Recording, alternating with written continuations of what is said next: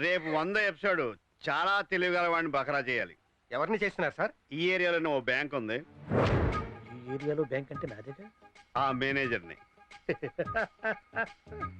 ఈ రింగు రాజాని ఎవ్వరూ మోసం చేయలేరు. కదిలారంటే కాల్చి పాడేస్తాను. Don't move. వచ్చేసారు. అన్నయ్య ఆవేశపడకు.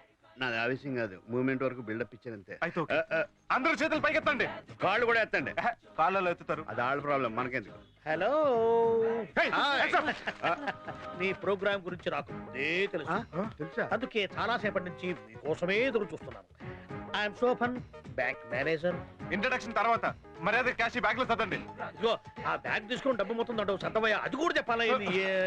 ఇదిగో మీ ప్రోగ్రామ్ గురించి వాళ్ళకి ముందుగా తెలియదు, పైగా వీడికి కొంచెం ఇది లూజ్. Thanks sir. బొగ్గలేంటి అలా కందిపోయి.